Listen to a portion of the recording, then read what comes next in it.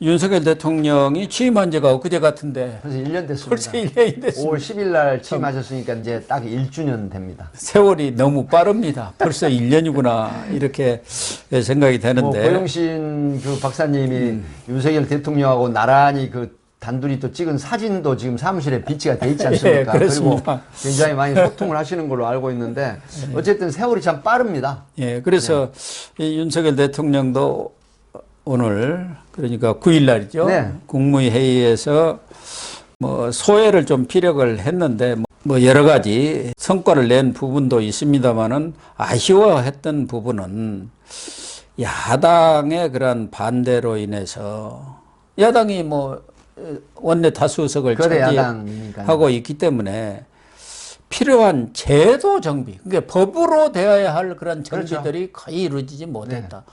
특히 지금 윤석열 대통령이 올해 3대 목표로 제시한 게 연금, 노동, 네. 교육 개혁이에요. 네. 근데 이게 발도 떼지를 못하고 있어요. 그런 부분을 참 아쉬워했더라고요. 사실 집권 1년 차에 그 노동 뭐 개혁이라든가 연금 개혁이라든가 이런 부분들을 하지 않으면 사실 예전에 보면 박근혜 전 대통령도 연금 개혁을 하려고 시도를 했었거든요. 예. 그러나 결국 하지 못했습니다. 뭐 4.16 세월호 사건이 발생하기도 했지만 그런데 지금 윤석열 대통령께서도 이 방금 말씀하신 3대 개혁이 집권 초, 그러니까 2년을 넘어가 버리면 쉽지 않습니다. 네, 그렇기 그렇죠. 때문에 이제 벌써 1년이 지나갔는데 아마 이런 부분들, 그러니까 지지율, 예전에 그런 말씀 하셨죠. 지지율 생각하지 않고 오로지 국민과 국익을 위해서 전진하겠다. 네, 그렇게 이런 부분인데 이런 측면에서 상당히 아쉬운 소회를 오늘 발표를 하신 것 같습니다. 또 하나는 기시다 총리가 7, 8일 우리나라를 방문하고 셔틀 외교를 지금 복원을 했지 않습니까? 네. 그 부분에 대해서도 지금까지는 북한의 선의에 우리 안보를 기대해 왔는데 이제 우리 안보관이 완전히 탈바꿈이 됐다. 특히 한미 동맹이 굳건해진 것은 물론이고 기시다 총리의 방안으로 한일 관계도 네. 이렇게 풀리면서 한미일 안보 동맹을 공고히 할 수 있는 전기를 마련했고 기시다도 떠나면서 그렇게 얘기를 했대요. 윤석열 대통령과 힘을 합쳐서 새 시대를 열겠다 이렇게 얘기했는데 윤석열 대통령도 1년 전까지는 상상할 수 없는 한일 관계가 지금 이루어지고 있다. 그래서 새로운 미래로 나가는 시대를 열겠다. 이렇게 오늘 소회를 피력을 했었습니다.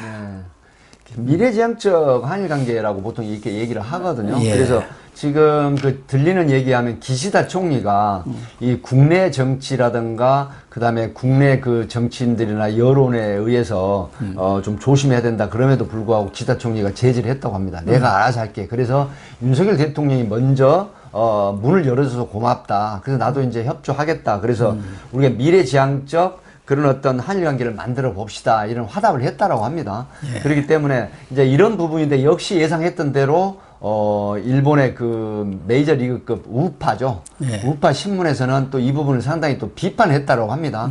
그럼에도 불구하고 윤석열 대통령의 영향력으로 기시다 총리가 소위 말하면 이제 이 감화된 거죠. 예. 그렇게 돼서 한일 관계의 새로운 장을 열어가 보자 이런 의미인데 이런 부분이 점차 만들어져 가고 과거사는 과거사입니다. 그러나 과거사에 얽매여서 앞으로 나가지 못하는 그런 부분이 있다라고 하면 결코 발전할 수가 없지 않습니까? 예. 그렇기 때문에 이런 부분들 미래지향적 한일 관계를 만들어 가자고 하는 이런 대명제 아래에서 정말로 뚝심 있게 밀고 나가는 부분이 필요하지 않을까 싶습니다.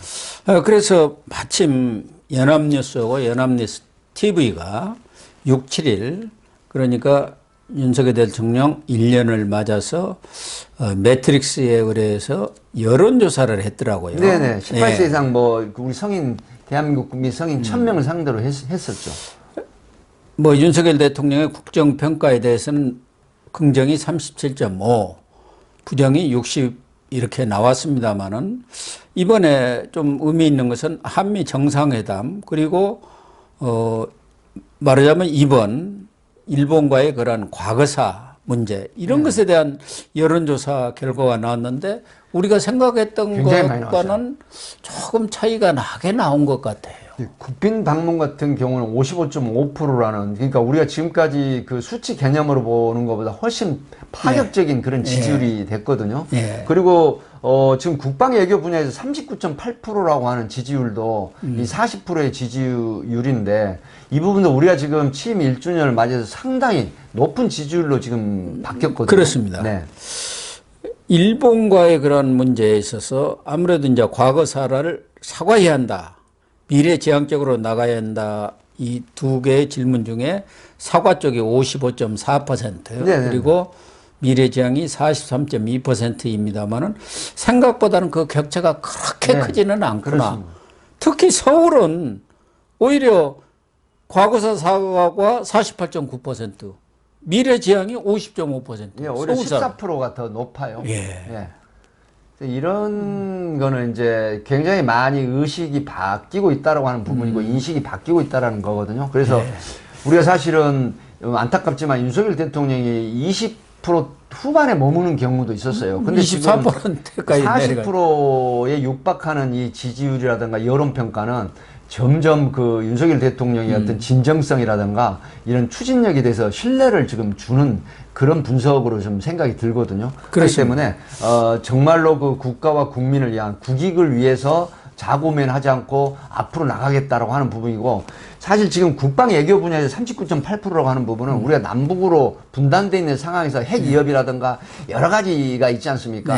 그런 부분에서 사실은 국방 외교에 대한 관심이 굉장히 높은데, 이런 부분이 40%에 가까운 지지율을 보냈다라고 하는 부분은 긍정적인 요소이고, 또 여기에 대한 정책 개발이라든가 대항력 이런 부분이 필요할 것으로 생각이 되는데, 짧게 말씀을 드리면, 사실 저는 늘 말씀을 드립니다만은 평화를 원하면 전쟁 준비를 해라라는 말이 있거든요. 정말 저는 이게 그 와닿는 말인데, 선의에 의한, 상대방의 선의에 의한 평화, 이거는 언제 무너질지 모르거든요. 우리가 힘을 가지고 있고 강력한 힘을 가져야만이 평화가 유지되고, 그다음에 함부로 전쟁을 도발하지 못하는 그런 부분의 기둥이 됩니다. 그래서 저는 이런 기조에 굉장히 지지를 보내는 입장입니다. 그렇습니다. 또 연합뉴스가 실시한 그 여론조사 정치 분야 보면은 이재명 대표 수사와 관련해서 정당한 수사 57.9%, 그리고 정치 보복이다 36.3%. 굉장히 차이가 많습니다.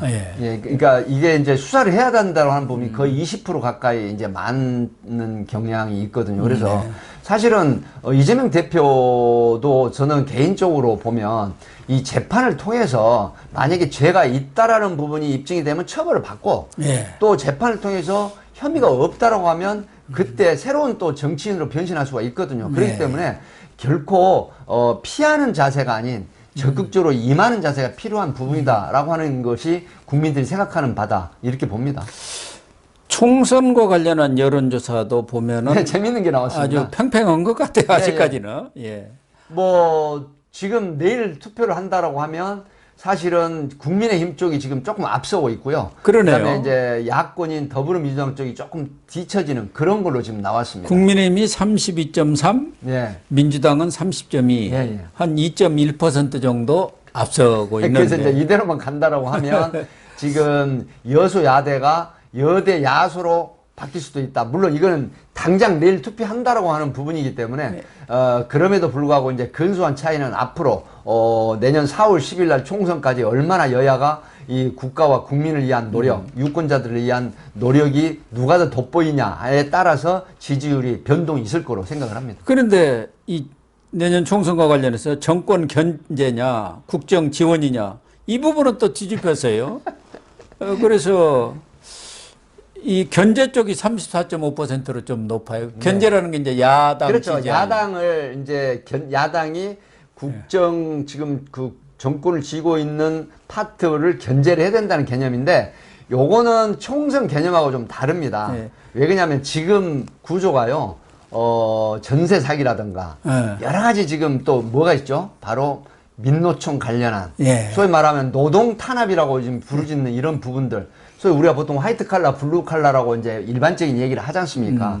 또 특히 2030이 지금 상당히 취업 문제라든가 전세 사기 문제라든가 또 이런 그 어려운 경제 구도 이런 거에 지금 좌지우지가 되는 경향이 있기 때문에 정권을 견제해야 된다고 하는 부분이 높게 나올 수밖에 없다. 이런 분석이 가능할 것 같습니다. 여기도 그렇게 큰 차이는 안 납니다. 국정 지원, 이른바 이제 이 윤석열 대통령이나 국민의힘 쪽이 32.3%이기 때문에 이것도 뭐 한 2%. 네. 비슷하게 나와 그러니까 아직은 여야 간에 지금은 알 수가 팽팽하다 없죠. 이렇게 볼 수가 있고 네. 정당 지지도는 국민의힘이 36.6이고 앞섰죠. 민주가 30.2인데 네. 서울 같은 데는 38.8 국민의힘이 민주가 30.8로 한 8% 이렇게 차이가 나고 있습니다. 이 연합뉴스 조사로 보면은 호남이라든가 이런 지역을 제외하고 경기 인천 이쪽을 제외하고는 충청, PK, TK, 강원, 제주 이런 지역에서도 근소하게나마 네, 오차 범위 내에 앞서고 있습니다만 있는 앞서 네. 있는 상황이에요. 그래서 이제 총선이 1년여 남았습니다만은 결국 지금 무당층 중도파. 한 29% 29% 되더라고요. 이렇게 됩니다. 네. 그러니까 이 층이 어디로 가느냐에 따라서 완전히 확 바뀌죠. 결국은 앞으로 1년간 뭐 윤석열 대통령과 국민의힘 또 민주당이 어떻게 국민들한테 어필하느냐, 네. 국민들의 눈높이에 맞는 일을 정치를 펴나가고 국정을 펴나가느냐에 따라서 판가름 난다고. 그렇죠. 네, 내년 4월 첫째 주 정도에 지난 1년간 윤석열 대통령과 국민의힘이 하는 일, 그 다음에 이재명 대표와 더불어민주당이 하는 일이 오버랩되거나 클로즈업 되는 부분이 내리에 크게 작동을 합니다. 예, 그렇게 되면 4월 10일 날 투표장에 가는 사람이 있고 안 가는 사람이 있고 또 주변에다가 국힘을 찍어라 더불어를 찍으라고 하는 그런 그 논리가 작동이 될 수가 있는 부분은 앞으로 지금부터 1년간 얼마나 유권자 국민을 위한 치열한 어떤 정책 개발 내지는 이 대안을 제시를 하는 당이 지지를 얻을 수 있다. 특히 이제 국힘 쪽 같은 경우에는 윤석열 대통령의 행보, 향후에 어떤 정책 추진력이라든가 국가를 위한 튼튼한 소위 보수 역할을 해 나가느냐. 이것도 굉장히 큰 역할을 하거든요. 그렇기 때문에 당정이 일체가 돼서 정말로 대한민국 코를 이렇게 잘 이끌어가는 부분이 있다라고 하면 지금의 여소야대가 아닌 여대 야소도 될 수 있다라고 하는 측면을 강하게 저는 말씀을 드리고 싶네요.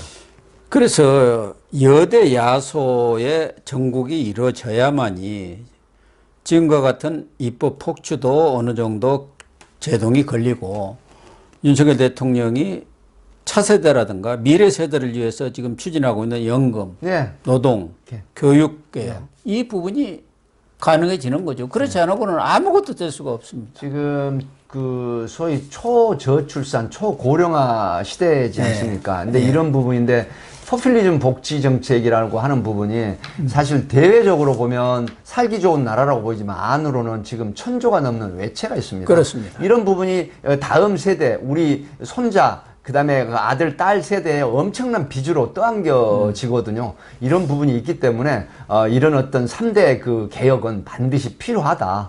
이게 가단성 있게 추진을 해야 되지 않나 싶습니다.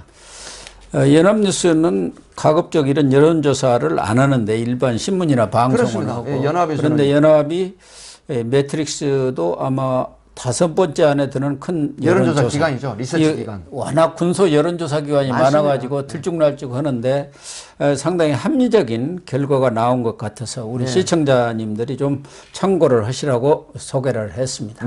네, 시청자 여러분, 오늘 방송은 여기서 마치도록 하겠습니다. 시청해 주셔서 감사합니다.